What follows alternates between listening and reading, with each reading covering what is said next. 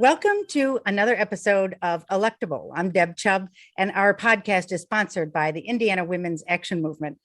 Today, we are very lucky to be joined by two legislators in the Indiana State House, and we're very excited. They got elected in 2020, and it was just a joy to get to know them both, working with them through 25 Women for 2020, and really watching them just do outstanding work at the State House. So I want to introduce first State Representative Maureen Bauer from House District 6. Hello. And Shelli Yoder from Senate District 40. So today, what we want to talk about is the 2022 legislative session coming up.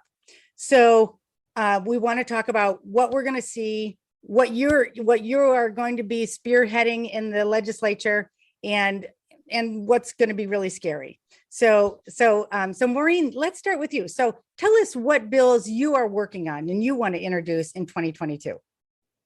Sure, we're in a short session, and in the House, we're limited to 5 bills. And so that was a challenge because in my first term, there's a lot of ideas that I have and that are issues that are important to my district. And many people have come up to me and have some important ideas they want to see changed or improved or made law.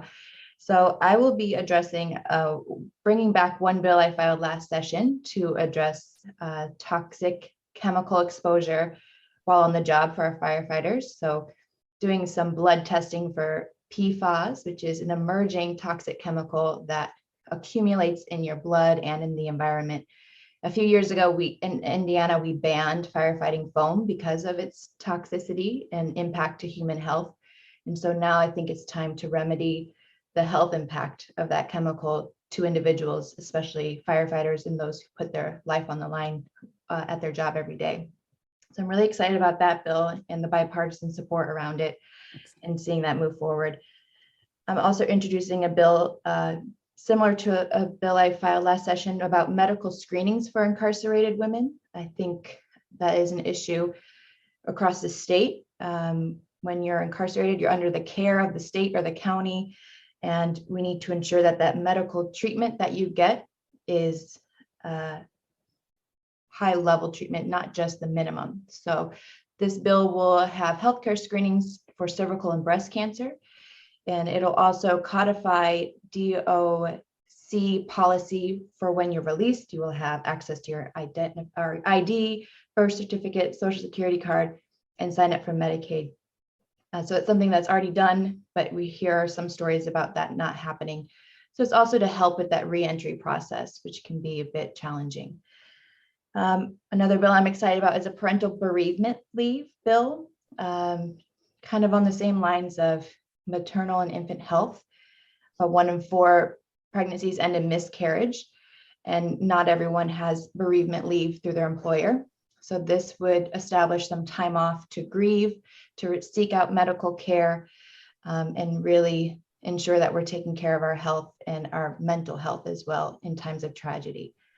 And then the last one I'm excited about is a land bank bill, which was also introduced last year. It has some support in the Senate and the House, bipartisan, and we're just adjusting the language a little bit to make some clarifications to code. And this is an important bill to address some vacant lots in the cities or towns. We have one in Evansville, Muncie, South Bend has the opportunity to have land banks. So this kind of makes it a little more accessible across the state. So what is a land bank?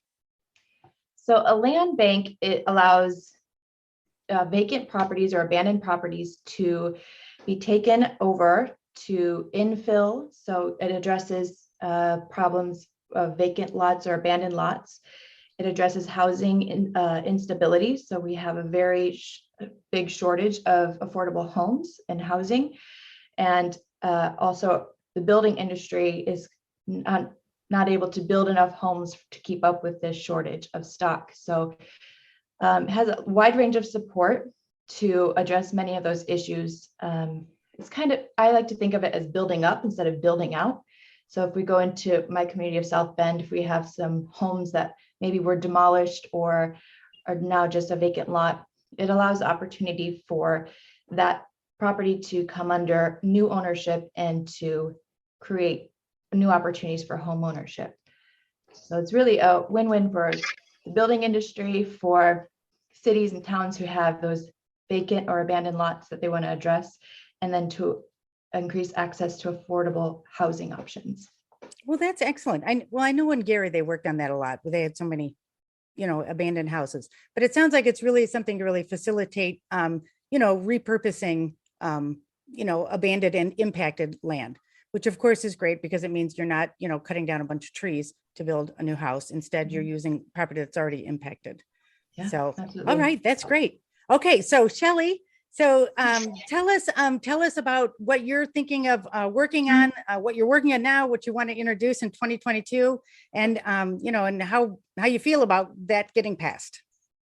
Thank you so much. It's great to be here, and I'm focusing on several issues, but primarily childcare, food insecurity, and housing insecurity. So childcare insecurity, we can call it that, because we know that Indiana has many childcare deserts, and I am in the process of filing legislation that would follow the monies that we're receiving, whether it's through the American Rescue Plan or it's going to be the Build Back Better bill that will pass. I'm very hopeful. But those monies that we are receiving in the state of Indiana, earmarked for child care, first, we're going to define childcare deserts, and then we're going to follow in a longitudinal study those dollars across time and how they're going to impact positively in the state of Indiana, because we know that money that's invested in childcare and or early childhood education has such a positive return on investment. But if we don't have the data, we can't continue to support it. So my legislation is just asking FSSA to create a longitudinal study to follow that money, so we can have the data to show the immense positive impact that funding and supporting childcare in the state of Indiana has. And food insecurity, I'm filing a bill working with people in my district in making sure that farmers markets who are serving Hoosiers throughout Indiana, that they accept WIC, SNAP vouchers. That's a win-win for Hoosier farmers and for so many who might live in a food desert, but perhaps they have access to a farmer's market and they are using SNAP and WIC. We want to be able to get healthy food, nutritious food into the bellies of all Hoosiers. And then the next is housing insecurity. And I really appreciate Maureen's work in land banks. The legislation that I'm working on is eviction expungement, as well as access to screening reports for tenants, and capping application fees for those who are using a housing voucher, that those fees to apply are capped, and if they are turned down, that money is returned to those applicants. We certainly don't want to have applying for a house or an apartment to be an impediment for so many of our Hoosiers who are using perhaps a housing voucher. And sometimes these fees are really difficult to manage. And then maybe there's just one unit that's available.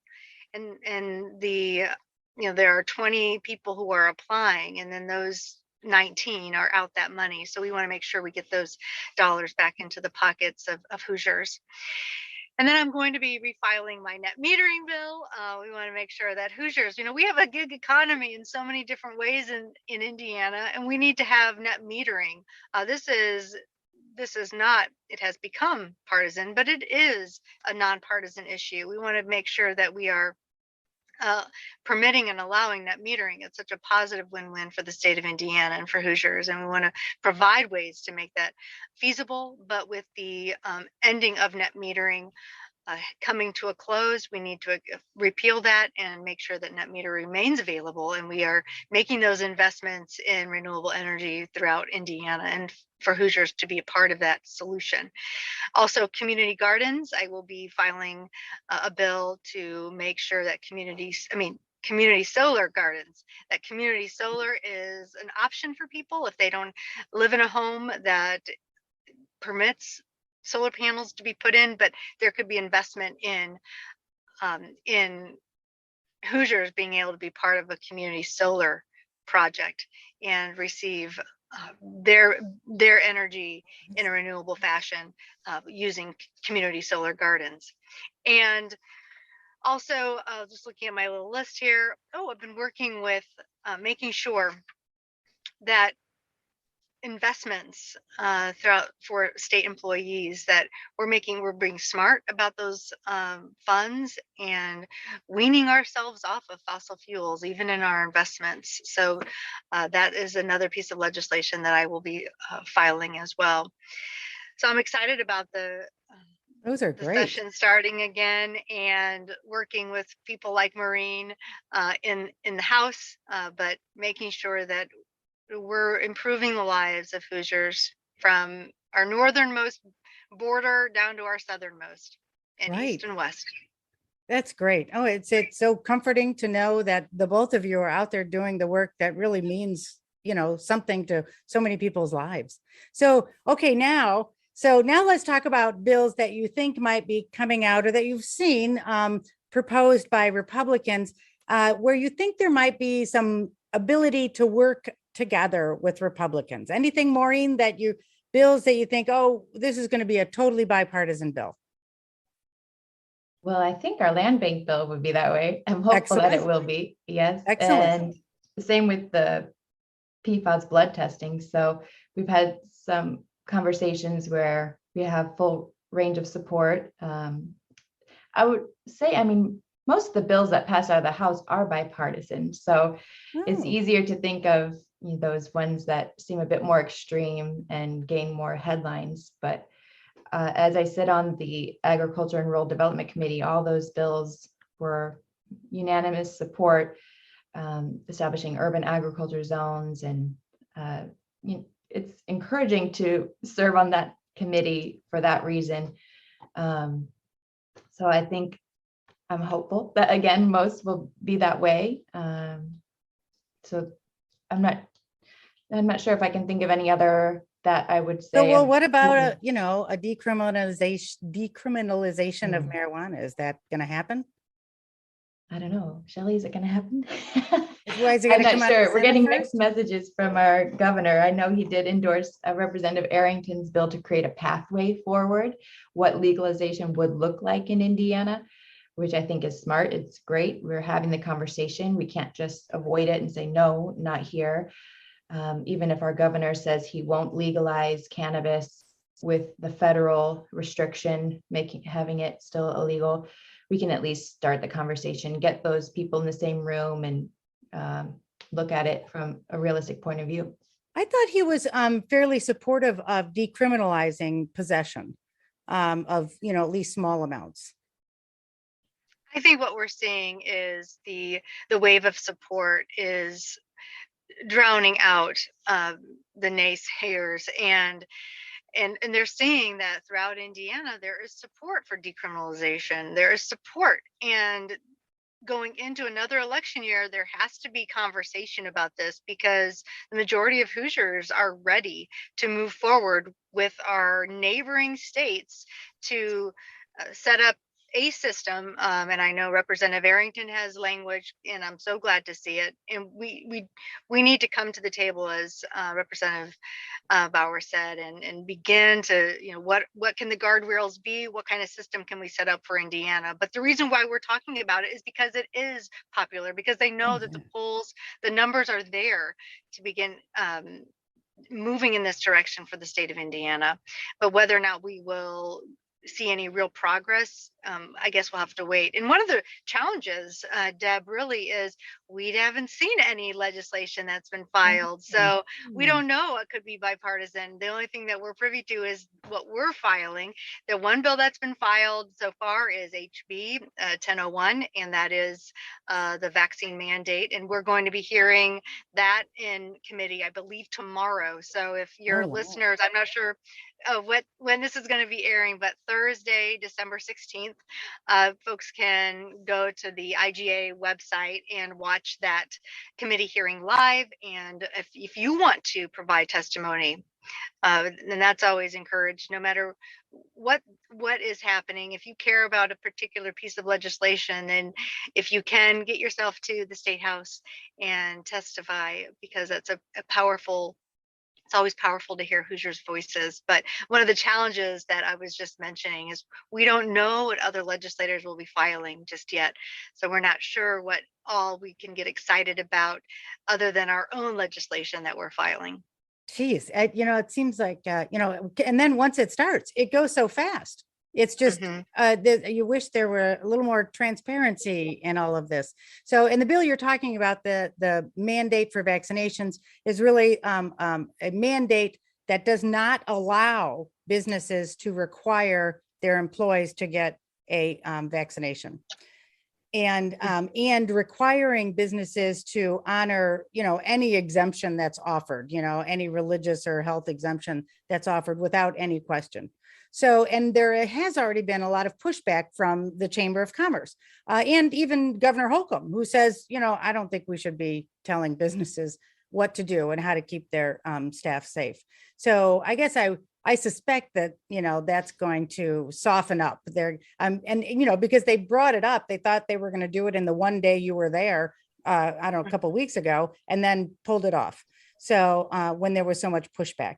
So I suspect that there's going to be a little bit of softening on that. And particularly because, of course, Indiana is, like, I don't know, the whole, at least the northern half of Indiana is in the red, positivity rates of, 20%.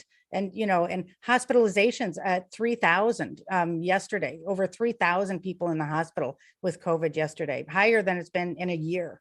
So this is, not a good time to be saying, no, people should just, not get a vaccination, not stay safe. And, and frankly, business owners, I'm sure, are saying, I really need my staff to be there and be healthy. And I really do want them to get a vaccine. So anyway, so that's a scary one. Maureen, you look like you got something to say. I was going to say, I do commend them for removing one section of that bill, which was about pregnancy. There was a language in that bill that stated if you were pregnant, that could be an exemption. And the vaccine is safe for pregnant people. The virus itself has taken the life of many pregnant people. And so that was a little misleading, not based in sound and science. So I'm really glad that they took that out, because that was quite dangerous. But yeah, I think there's a lot of misinformation about this topic in general. But what I'm hearing from business community is that they would like to allow the option to either allow their employees to be vaccinated or do weekly testing. And so I think we have to continue to, again, have those conversations with those individuals, with those businesses, and make sure that we are passing legislation that is sound and will not end up in the courts, because we spend so much money passing bad bills and then going to court. So we just have to be a bit more responsible, a bit more representative. And if you have so much opposition to a bill, that slow it down and listen to that conversation, and maybe we'll have to start over. One concern I think that we need to keep in mind, and I've heard this loud and clear from my district, is the testing option. How will that look? How will that work? That it's incredibly expensive. If you have, if that's going to be the route you take, what I have heard is we simply won't have vaccine mandates, whether that's in the healthcare field or at schools, at, in small businesses, because it's just with that language, it's how will that be implemented? How does that work? Who's paying for it? So we need to really think through those aspects of that language, because I have heard some real concern about that portion of how it's written right now. Right, because this bill, as it's presented, requires the businesses to pay for testing. If they allow that, then they have to pay for it, which I'm sure businesses also are, shirking. No, well, pay for it, implement it. Right. Right. Run it. Where are they going to get these tests? How frequently? Yes, so many issues that we need to work through about that, if that's going to be included. So I am lucky because I work with people all over the state, and I have seen some of the surveys coming from in Republican districts coming to voters, and the questions that they're asking are, intended to, get a feel for how their constituents feel about issues that they want to pursue. And of course, one of them was the CRT, which was in the survey, misinformation. It said, how do you feel about banning CRT, which is a curriculum that says that races should be treated differently because of past discrimination. And so that's coming out. And so I don't know if that's going to happen. And as we all know, many of these Republican bills don't come from Indiana. They come from ALEC, a national organization that writes conservative legislation that they send out to all states. And that's one of them, banning CRT in the schools is one of them. And then there was another survey that went out regarding transgender students and their ability to participate in sports in school. And so I think those are the issues that, a lot of Republicans want to talk about. It feels like the level of extremism is really just getting worse and worse. And Republicans who are moderate, who are, sane, are being primaried by even more extreme Republicans. That's happening up here near me. Which is just, it's just shocking. So, and it is frightening. So I know you haven't seen any bills, but are there things that you are really worried about? And this is, it's important to talk about it now, I guess, just because we need to be ready.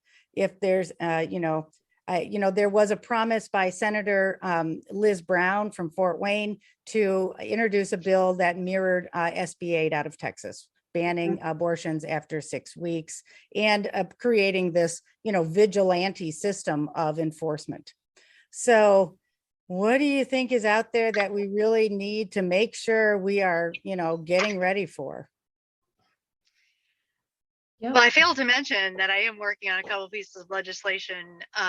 One that trying to work out the language, but I filed it, but we're working on the language that Hoosiers can't sue other citizens for accessing healthcare. So that's one of them. Great. And another one is protecting, if we're going to,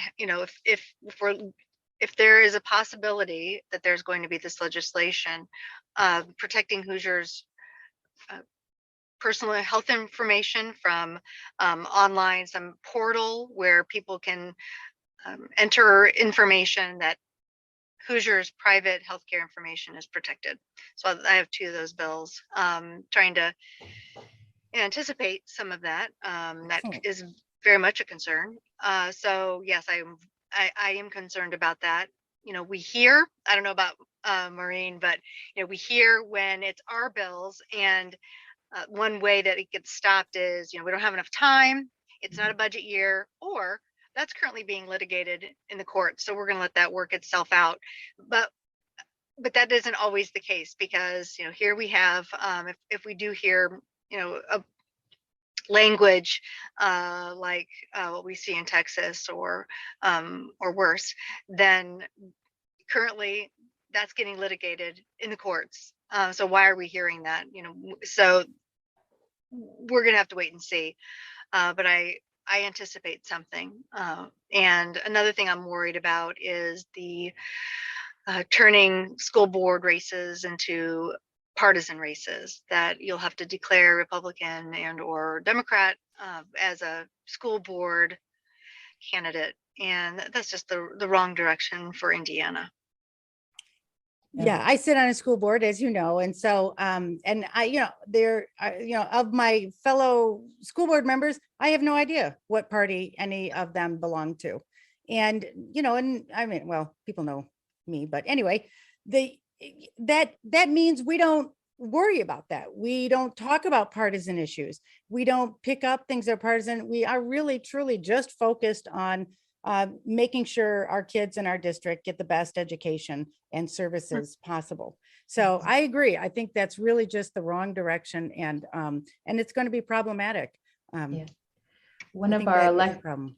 Go ahead. one of our elected representatives who's a teacher, and there aren't too many left, but she said she's never heard of a parent who has approached her and said, I want more politics in the classroom. So, Right. the party of small government now wants to put politics in our schools. And that was an argument years ago to make the superintendent of public instruction an appointed position. And here we are again, trying to take that argument back by saying we don't need politics in our education system. And the superintendent of public instruction has been of the Republican Party for many, many years, is now appointed by a Republican governor. So if we have critical race theory in our schools, I'm not sure how we messed up that public curriculum. So, I mean, it's just not really realistic, again, of what we're talking about happening in our schools or in Indiana. The surveys, as you mentioned, are a really great way to gauge what kind of legislation we might see coming our way.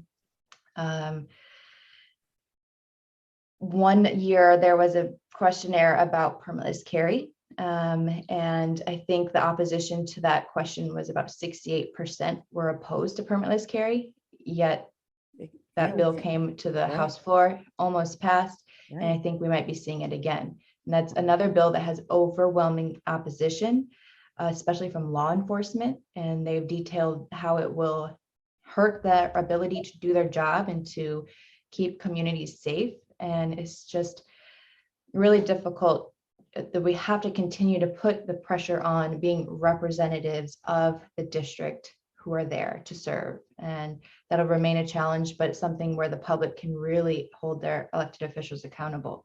And we're going to have to do that all over again in 2022, show up to testimony, give testimony, and really make your voices heard.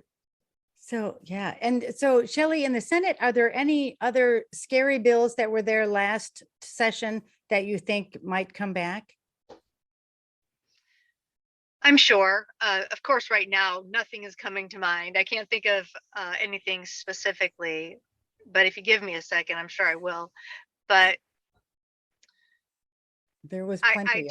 I do think we can anticipate what if it's going to end up on a poll or a flyer or some kind of a survey, we'll probably see it filed. Yeah, that's, that was my feeling. And so that's what really started me worrying. Yeah, I wonder if there will be a Republican bill just, banning CRT in schools. And you're kind of like, well, whatever, it's not there now. So although, we did have the big issue that, our clownish AG Rokita weighed in on when there was a case where someone was not allowed to have a Black Lives Matter sign in their room. And so, he had his, smart attorney staff write a memo on that, really, really trying to assert that you couldn't, that was political and that you couldn't have any political speech. And I mean, it's a complicated constitutional discussion just because, students don't give up their First Amendment rights when they go to school, but teachers do. Because they are state employees. So it was a complicated issue, but I certainly see that kind of activity, being molded into legislation about, political speech in schools and trying to morph, actual American history of racism into political speech that is prohibited from being in public schools. So, this is how these things work, eventually, but so just to go full circle, the result of extreme policy is because of gerrymandering. So that's right. I would call out on both parties to end gerrymandering so you don't have to worry about getting back to town in February instead of March to run for your primary election. And so most of the opposition to 1001 has been from the very extreme right who don't think it goes far enough. So, and we have its challenges of really coming to the middle road where we can create policy that serves the entire state and again is representative of our entire Hoosiers that are living here, and will end up in courts and try to be Right. overturned. And that's how, you're right. You're exactly right. That's how it happens when the majority of Hoosiers are opposed to open permitless carry. That doesn't matter because those legislators can pass those laws anyway and still get reelected. That's what makes them unaccountable, and that makes them, not in service to the people of Indiana.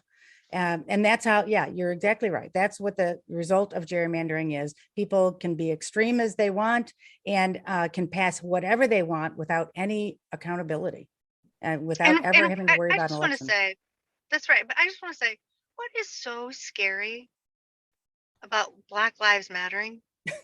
I do not, I, I think I'm just going to anticipate that we'll hear this, and I don't understand what is so scary about Black Lives Mattering. Yeah. That is Right. that's like the that's like should be the like the we should be advocating much more than that. And so what's so scary? Instead of fear, yeah. We have I'm excited actually for the conversation.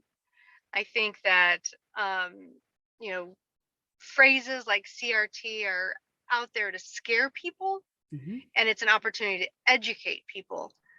So I ask all listeners to consider coming if those bills are going to be heard. We need you in that committee hearing. We need your testimony. We need your voices.